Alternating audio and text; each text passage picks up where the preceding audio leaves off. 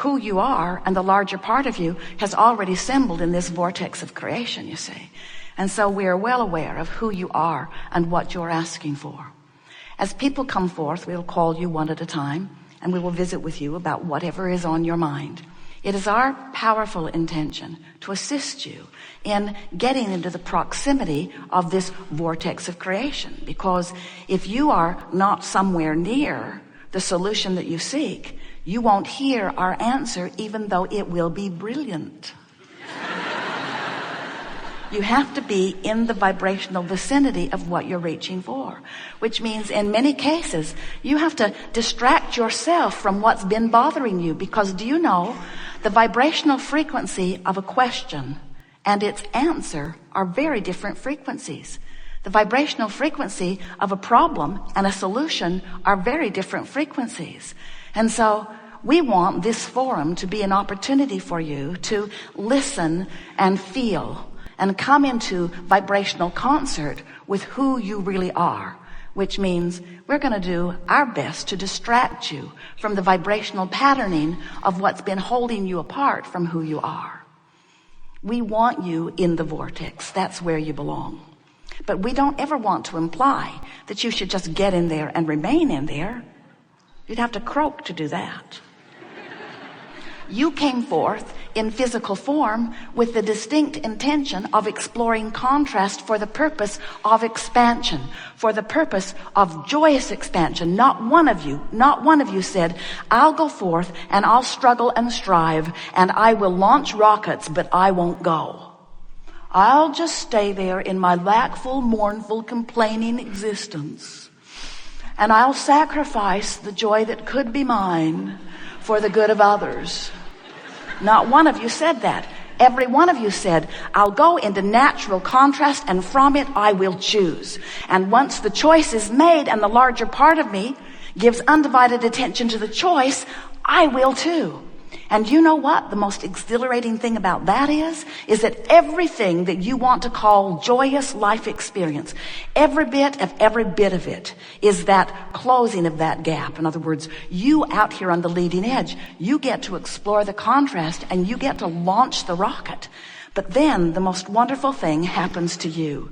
You get to feel the visceral, tactile, physical thrill of now coming into alignment with your expansion. You get to experience the manifested perfection of every wish or desire or dream that you could ever conjure. But you've got to learn how to become a match to your dreams, which means you got to let go of reality. You got to let go of the reality of the isness of now, because some of it's good and some of it is not the way you want it to be. And you've trained yourself to be so very objective. You weigh the pros and the cons and the pluses and the minuses. You find things, you may not believe this, but you find things in your historical history. You find things in your history that were awful and you make monuments about them. And then you drag your blessed new little ones down the long, awful trail of all of that history. As your children are born, you say, I've been here longer and I know how bad it can be. You're fresh and new and naive, but I see it as my job to change that as quickly as possible. A lot of bad things have happened to me and I've written them all down here. And a lot of bad things that haven't happened to me have happened to other people. I've written them all down too. And so now I will help you guard yourself from all of these unwanted things.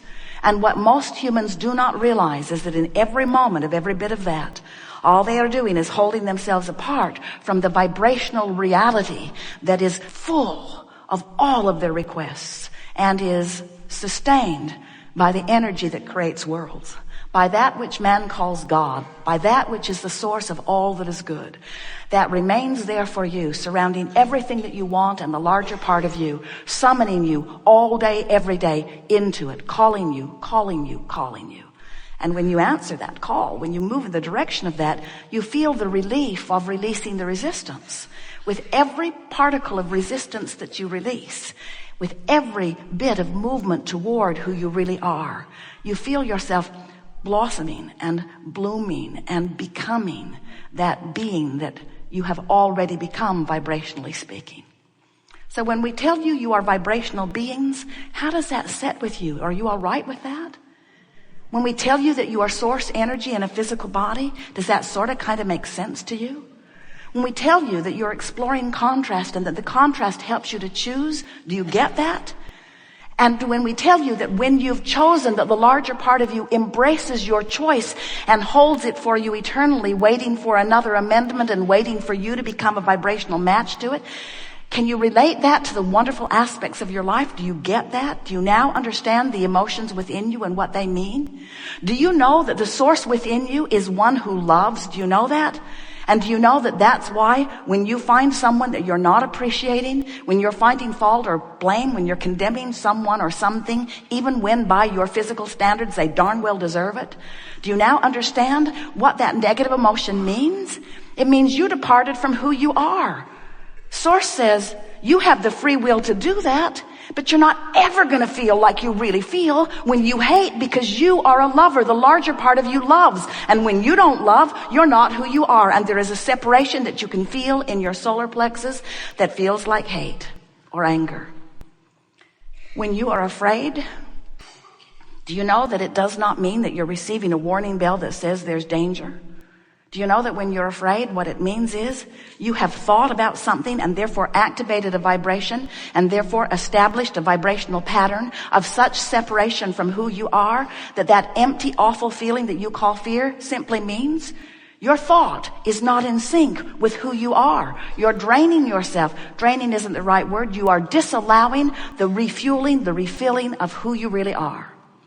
So, this gathering, we call it the art of allowing, the art of figuring out how to allow myself in my physical form to be that which the source within me has become as a result of my exposure to this contrast here and now.